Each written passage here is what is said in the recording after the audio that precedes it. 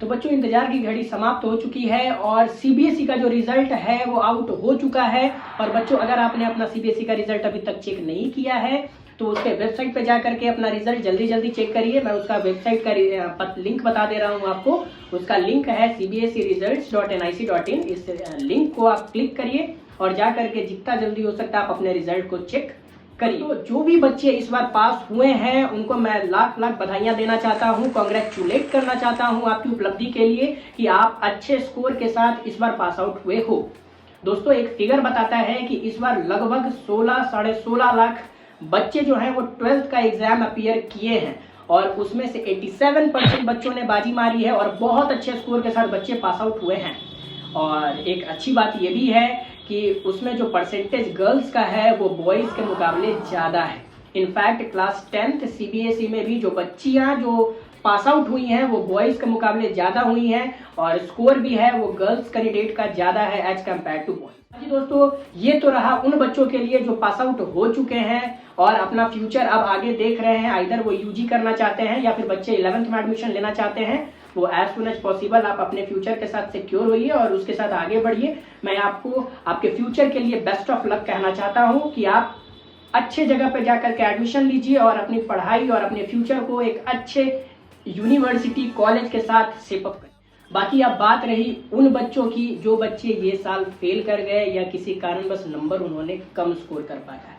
तो दोस्त आप निराश मत होइए, बच्चों आप लोग अपसेट मत होइए, क्योंकि कहा जाता है कि a piece of paper can not decide your future. हाँ ये बिल्कुल सही बात है। देखिए एक पीस ऑफ पेपर यानी कि आपका जो मार्कशीट है वो आपके फ्यूचर को डिसाइड नहीं कर सकता है। क्योंकि अगर मैं किसी और के लिए मैं खुद की एग्जांपल अगर लूँ तो मैं इस प्लेटफॉर्म पे कोई नहीं जानता होगा मेरे बारे में, बट मैं तो पर भी एक बात कोट करना चाहता हूँ कि मैं भी अपने 12th में एक अच्छा स्कोरर नहीं रहा हूँ। इनफैक्ट मेरा एक पेपर में कम पार्ट भी था और मैं एट दी एंड क्लियर भी नहीं कर पाया था।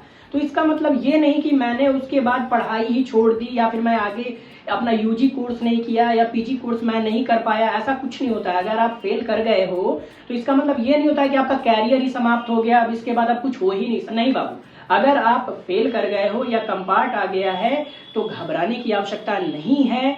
किसी भी प्रकार का टेंशन या कुछ गलत फहमी आपके मन में आ रहा है, कुछ गलत स्टेप, तो आप प्लीज उन सब चीजों को इग्नोर करिए। किसी तरीके से आप उन सब चीजों से दूर हटिए, क्योंकि मैं समझता हूँ इस बात को, क्योंकि जब मैं फेल हुआ था तो मुझे भी बहुत सारे ताने सुनने को मिले थे और इनफैक्ट फैमिलीज भी बहुत सारी बातें बोलती हैं। तो उन सब चीज़ों से ओवरकम करना आई नो कि बहुत प्रॉब्लमैटिक होता है। बच्चा फेल करता है वो प्रॉब्लम नहीं होता है, क्योंकि ही नोज कि बच्चे को कैपेबिलिटीज एक्चुअली पता होती है कि वो उसके साथ क्या हो गया है। लेकिन जो पेरेंटल प्रेशर होता है, फैमिली का, जो इन्वायरमेंट का, सोसाइटी का जो प्रेशर होता है, वो कहीं ना कहीं बच्चे को मेंटली डिस्टर्ब कर देता है।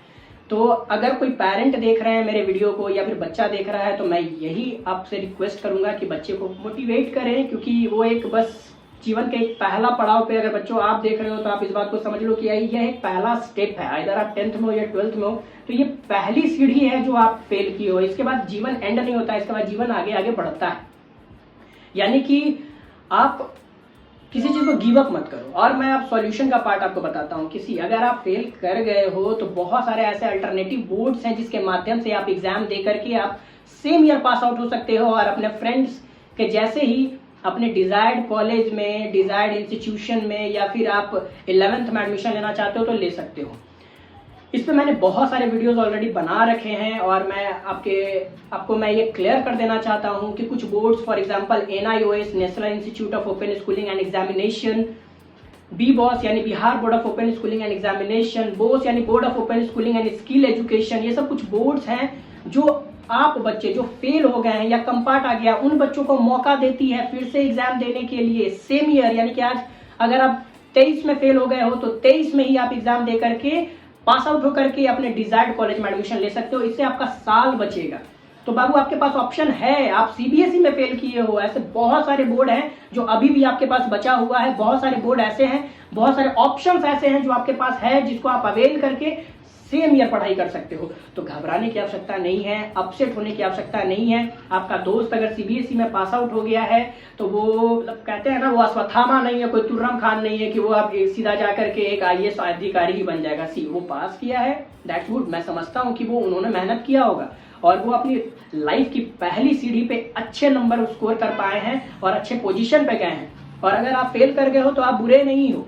आप ऐसा नहीं हो कि आप में टैलेंट नहीं है, आप में हो सकता है कुछ और टैलेंट होगा, आप उस चीज को समझो। क्योंकि हर एक बच्चा जरूरी नहीं है कि पढ़ने लिखने में ही बढ़िया हो, क्योंकि आपके अंदर जरूर कुछ ना कुछ ऐसा एक्स्ट्राऑर्डिनरी टैलेंट होगा जो आपको आगे बढ़ने में हेल्प करेगा। और पढ़ाई तो इम्पोर्टेंट है ही। मैं सारी बातों को समाप्त करके एक बात कहूंगा कि जीवन में एकेडमिक्स बहुत इंपॉर्टेंट है।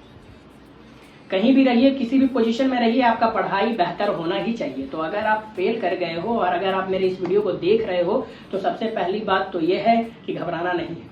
और अगर घबरा रहे हो तो मैं उसका सॉल्यूशन भी लेकर के आपके पास आया हूँ कि अगर आप फेल कर गए हैं तो घबराइए नहीं। आप कंपार्ट का जो एग्जाम है आपके पास, तो सीबीएसई ही एक मौका आपको देती है कंपार्टमेंटल देने की, तो आप कंपार्टमेंटल का फॉर्म भर लीजिए और वो दीजिए। अगर वो भी क्लियर नहीं कर पाते हैं तो फिर आप अल्टरनेटिव बोर्ड्स, जो ओपन स्कूलिंग जो बोर्ड्स हैं, फॉर एग्जांपल मैंने जो कोट किया NIOS, BBOS, बोस, उसमें भी आप एडमिशन लेकर के पास आउट हो सकते हो। और अगर ऐसे किसी भी बोर्ड में आपको एडमिशन लेना है, एग्जाम देना है, तो आप स्क्रीन पर आ रहे नंबर पे संपर्क करें।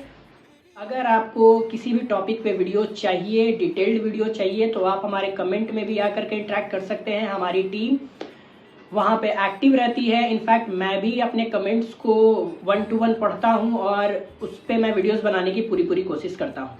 दोस्तों, अगर आपको मेरा वीडियोस अच्छा लगता है तो आप प्लीज़ मेरे चैनल को सब्सक्राइब करें और इसे मैक्स टू मैक्स बच्चों के साथ शेयर करें, ताकि ये इन्फॉर्मेशन मैक्सिमम बच्चों के पास पहुंचे जिनके लिए ये हेल्पफुल हो। Till then, take care, keep studying, keep working hard. मिलते हैं अपने अगले वीडियो में।